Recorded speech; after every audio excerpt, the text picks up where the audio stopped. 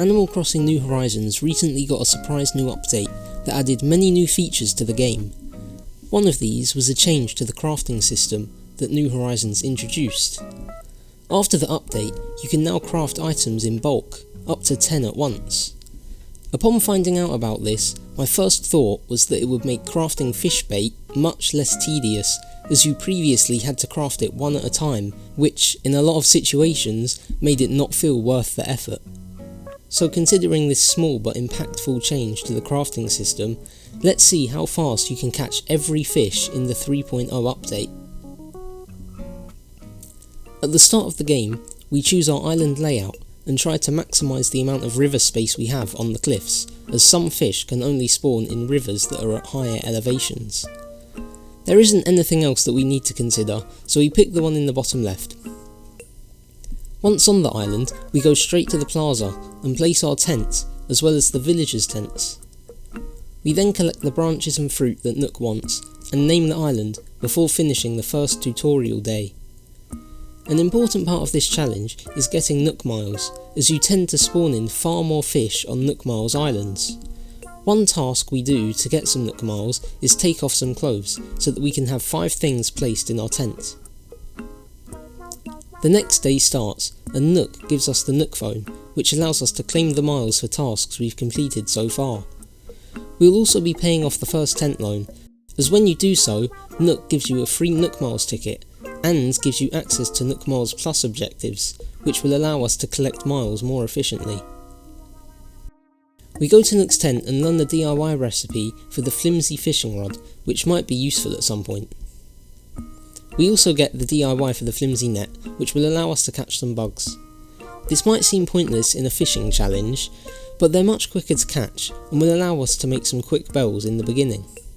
We need bells for a few things, with the main one being that it will be quicker to buy fishing rods instead of collecting branches to keep on crafting them. While gathering things to sell, we catch our first fish, the zebra turkey fish. We follow that up with the dab, and return to Nook's tent to donate 5 of the creatures from the bugs and fish we've caught so far. We need to do this to set up the tent for Blathers, who gives us access to a DIY recipe that will be required to access the rest of our island. We sell some of our stuff to Timmy, but still need another 5,000 bells to buy everything we need. While getting more things to sell, we catch a bluegill, and since we don't need to donate any more creatures, we can sell all of the fish we catch. A minute later, we also catch a loach. Now is a good time to explain the general route for the challenge. I went through all of the spawn data for fish across each month and tried to group the fish according to when they have the best chance of spawning. While not a perfect route, I wanted to do it myself, as planning when to catch each fish is a big part of this sort of challenge. By doing this, we only have to go to 6 of the 12 months of the year, and we start in April for one main reason. Of the 80 fish in the game, 39 of them won't spawn in until you've caught a certain number of fish in total. Most of these only require a total of 20 fish caught, but some need 50, and 5 of the fish have a total catch requirement of 100. The way I grouped the fish for this route made it so that none of the fish needed in April have a catch requirement, so starting off in April means that all of the fish we need will be available to catch immediately. As you would also expect, since none of the fish for April have a catch requirement, they tend to be fish that are quite common, with the exception of the guppy and neon tetra, which are the only fish for April that will have a spawn rate lower than 10%, with both of them sharing the same rate, which is just under 5%. We continue to complete Nook Miles tasks, such as chopping wood and watering flowers, which is also easier after the update, as you can now hold the L button to lock your movement to the grid. After paying off our loan, we skip forward in time and get the vaulting pole DIY recipe from Blathers. You normally have to get the ladder from Nook to reach the higher elevations on your island, but in order to get the recipe, you have to complete several tasks that cost a lot of bells, time and resources, such as constructing the shop and the first bridge. However, there's a way that we can reach the higher areas without the ladder. As part of the Super Mario Bros. 35th anniversary celebrations, As of the 1.8.0 update, if your Nintendo account is linked to your Switch profile and the date on your console is March 2021 or later, there will be Super Mario themed items for sale permanently in the promotional tab in Nook Shopping. One of these items is the pipe, which has a unique function. If you have two pipes placed on your island, when you enter one, you will be transported to the other. I'll explain how to use these to reach the higher elevations later, but for now, we catch more fish with the sea bass, neon tetra, carp, pop-eyed goldfish and pale chub. Some of these, like the pop-eyed goldfish, were caught earlier than intended, which will make the later months quicker, hopefully. We finish April by catching a crawfish, Crucian carp, guppy, tadpole, goldfish and killifish. It was also planned that the black bass would be caught in April, but since it spawns at a high rate all months of the year, we can ignore it for now, as we will inevitably get it later. We go forward to around 9 o'clock in October, as the highest catch requirement among the fish we designated to this time frame is 20, which we've already reached. This month is also the first one with a fish that only spawns in rivers on the cliffs of the island, so it's time to set up the pipes. One is placed outside of our house for ease of access, and the other is placed past the river at the side of one of the cliffs. If we enter the pipe by our house from the right hand side, the direction we move is maintained, meaning we jump directly onto the cliff when exiting the other pipe. We catch a yellow perch, and then go to a Nookmiles island where fish spawn more abundantly. Unfortunately, the island only has a river and an ocean, so we will have to catch any pond fish needed for October back on our main island. The first fish we catch is the missing black bass from earlier, which is immediately followed up by a pike. Despite its spawn rate of just over 3%, it's the only size 5 fish in the river at this time, so as soon as a fish of its size spawns in the river, it's guaranteed to be the pike. This is helpful as it means we will waste less durability on our fishing rods, saving us time. Next up is a moray eel, ray, betta, rainbow fish and barred knifejaw, after which we can return to the main island to catch the 2 fish remaining for October. Before even getting any fish bait, as soon as we get back to the island, we catch the ranchu goldfish. We spend a bit of time digging up clams to craft fish bait, which we can do at the LEGO DIY table, which, as of this update, you can order from Nook Shopping at any time. However, again without using any fish bait, the first fish we find after going to the Clifftop River is a char, so we can save the bait for later. With this we can progress to late night in November for the next batch of fish. On another Nookmiles island we catch a horse mackerel, blowfish and a seahorse, then head back to the main island. The coelacanth is a rare fish that only spawns when it's raining, not including snow, but although it's currently raining on our island, we haven't yet reached the 100 fish catch requirement for it to appear, so we won't be able to catch it until later. We catch a bitterling, freshwater goby and mitten crab, before digging up more clams to make more bait. We use the bait in the river mouth in order to try and spawn a sturgeon, the only size 6 fish that spawns here at this time. Since it only has a spawn rate of about 5% and is exclusive to a very small area of the river, the fish bait feels almost necessary to find one. I used up all of the fish bait without one spawning in, but if you close the game before it autosaves, you can recover all of the fish bait that was used. This strategy will be very helpful for catching the rarest of fish later. Not long after, we find a sturgeon, meaning we can go on to the next time frame, which is the afternoon in February.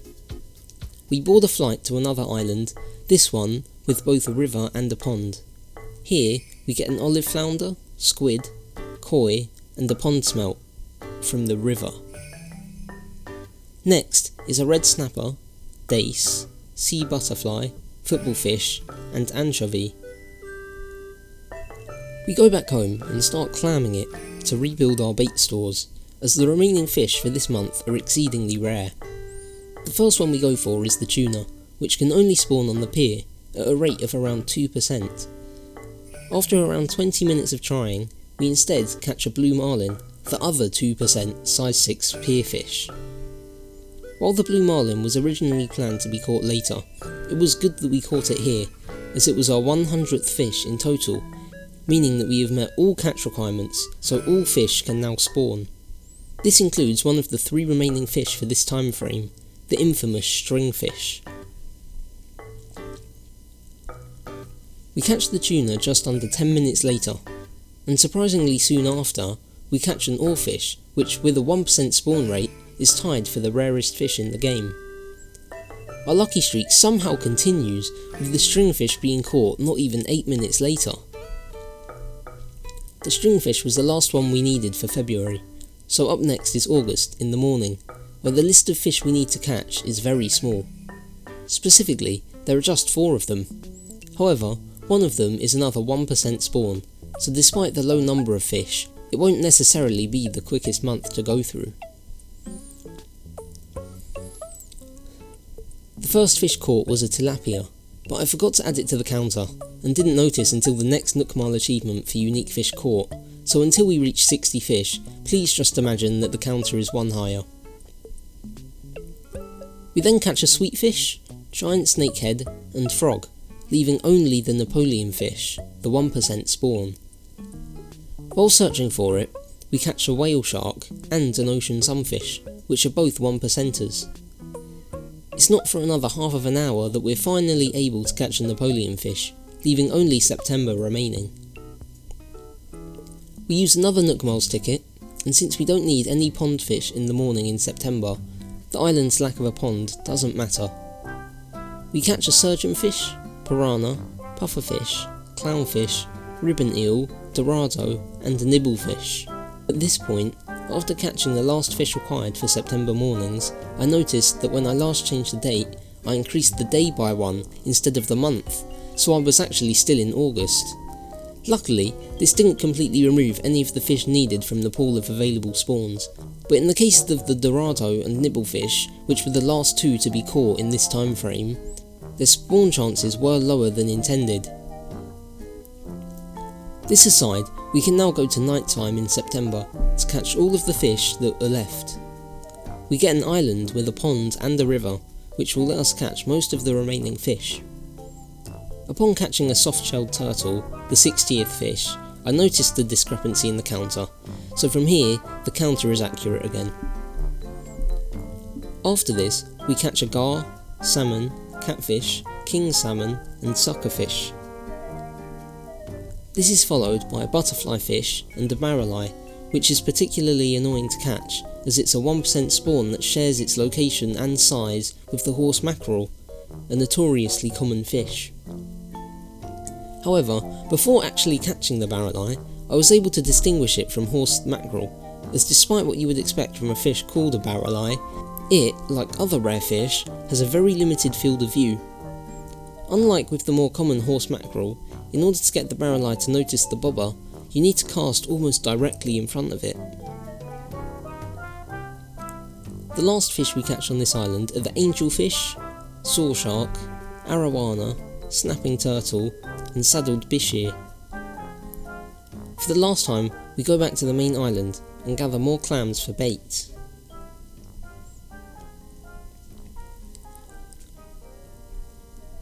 We use it in the river to catch an arapaima, which has a spawn rate of around 2%.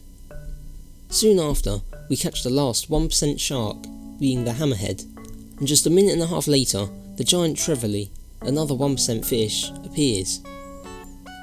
While digging for more clams, the coelacanth finally shows up, leaving just 4 fish remaining. Of these, 2 are only found in the clifftop rivers, so naturally, they're next on the chopping block, or chopping board, I guess. Surprisingly, we find the less than 2% chance golden trout before the much more common cherry salmon, so we can return here later, as with a spawn chance of over 12%, finding the cherry salmon should pose no problem later. The other 2 fish that are left are the great white shark and the mahi-mahi. The great white shark has a spawn rate that's double any of the other sharks, so it's surprising that that's the last one we still need to catch. Nevertheless, we catch it off of the pier just before the 7-hour mark, leaving the mahi-mahi still to be caught. It wasn't until the better part of an hour had passed, and several of the identically spawning giant trevally had been caught, that the majestic mahi-mahi chose to appear. Now, with the leftover bait, we enter the pipe one last time to go and catch a cherry salmon. We find it straight away with no need for the bait, finishing the challenge in 7 hours and 48 minutes. Overall, this didn't go too badly, with the few streaks of bad luck, such as with the Napoleon fish and mahi-mahi, balanced out by some quick back-to-back catches, like with the tuna, oarfish and stringfish. Some time could also be cut down from the beginning, prior to paying off the first loan from Nook, but I'll leave that for if I ever choose to do this again.